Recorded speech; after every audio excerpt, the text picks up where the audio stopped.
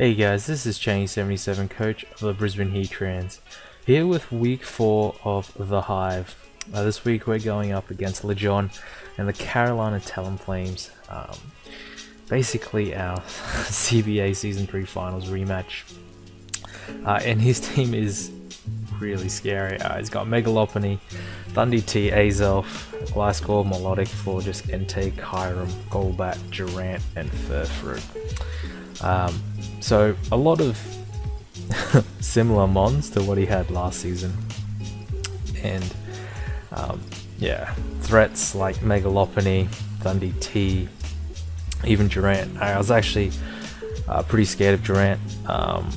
Kind of banked on the fact that he wouldn't bring it because of just things that can wall it pretty easily, like Jellicent and Sizzle. So very thankful not to see it, but he has brought the Lopunny, he has brought the Entei, and he's brought Thundy T and just a lot of fat in the middle. Happy not to see the Kyurem and Azelf as well. Those definitely could have been threats. But going through my team, and shout out to those who gave me mocks, Opposite, Blue, Mayo, Azar. Guys that just help me week in and week out. I really appreciate it. And first off, we got Rock Polish DNC. So DNC kind of just punches through a lot of these guys and gets a lot of 2-hit KOs after rocks. And Rock Polish is just so I can just sweep at the end with Megalopony. Then we got Z move, Normalium Z, Heliolisk, with a Hyper Voice, Volt Switch, Surf, and T-Bolt. DNC moveset is Moonblast, Diamond Storm, and HP Ice. Crobat, we got a Taunt Crobat with a lot of Fizz Def and some speed and some attack. Taunt, Roost, Bravebird, Turn. Then we got a Mesprit set with Stealth Rocks, Psyshock, Ice Beam, and U-Turn. Enough defense to live a +2 return from Megalopony.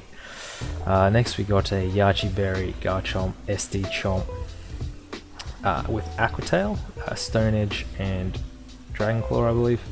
And lastly we got a Scarf Tauros, Flamethrower, Ice Beam, Body Slam, and Rock Slide. Sadly, not able to run Iron Head with Body Slam. Yeah, that was definitely something I didn't know till just before the match.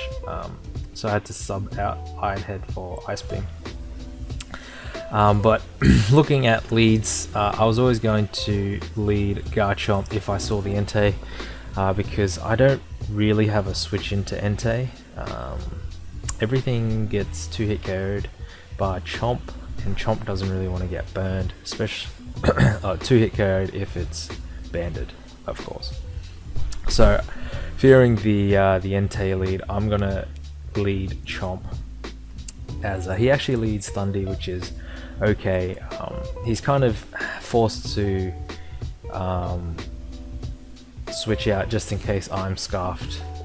Plus, HP Ice doesn't do it. I think it does 50. No, it does 49 or 56% max. I think if he's timid. So I think his play is definitely to switch out, but I don't want to overpredict, so I'm just gonna. So if he clicks that HP Ice and he is scarfed, and I do SD, then I pretty much lose my Chomp for nothing. So I'm just gonna not overpredict, play it safe, and click Stone Edge, as he does switch out into Gliscor and eats up this Stone Edge. He reveals Lefty, which means his defog Gliscor. But I'm totally okay with this because this Chomp, or this Gliscor is just set up for Garchomp. So I'm going to click SD as he's going to switch out into Milotic. And this is really good. We're going to be able to EQ it in 2 EQ, but he's going to switch out. But once again, it's okay because we're going to be able to take him out with the Aqua Tail. Aqua Tail was not a roll to kill if he didn't have any defense investment. So if it was just max HP, did 90% max. So I'm not sure on his spread. Might have been a roll if he had quite a lot of defense investment, but thankfully we're going to nab that kill. So he's going to go into Entei, probably just going to get E-speed damage off, so I'm just going to EQ him, and Chomp just putting in the work to start. And here he goes into Thundy. If he's timid, the max roll is 49 or 46 or something, and if he's modest, the max roll is 59% or something. So there's a good chance I live if he's modest, and if he's timid, there's no way he kills me. So I'm going to click Stone Edge as goes for the HP Ice. He doesn't kill, and we're able to take out 3 things really quickly in the first 6 turns of the match. So Chomp putting in the work, but he is able to go out into Lopunny and revenge kill me. And I'm just going to sack off Chomp here because I have no idea what he wants to do, and getting some rough skin damage on the Lopunny is always helpful. So he actually goes for the power up punch, which, yeah, definitely is scary. And but I'm able to go into Crobat and able to take a +1 return with ease. So I'm going to go for the Brave Bird as he sends in his Milotic. And here I probably should have roosted. No, I should have taunted. That's what I really should have done. And then U-turned. But he goes for the Scald, probably trying to catch a Skull Burn. And here I get some super high roll with T-Bolt, because yeah, that never happens again. As yeah, I'm just going to continuously T-Bolt because I think I can 2-hit KO him, but you'll see that that isn't quite the case. Goes for the Wish, that's awesome. And I'm just going to be able to Diamond Storm him, do pretty solid damage, but he's going to get that all back with the Wish.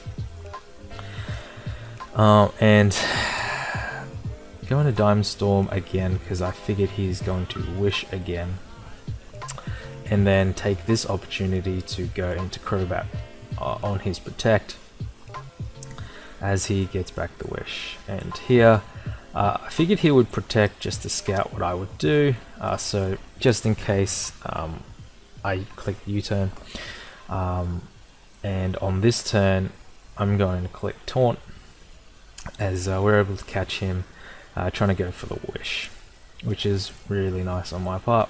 And here I'm trying to 1v1 this this Florges, and he reveals probably HP Ice, I'm guessing, which is interesting considering he has Moonblast.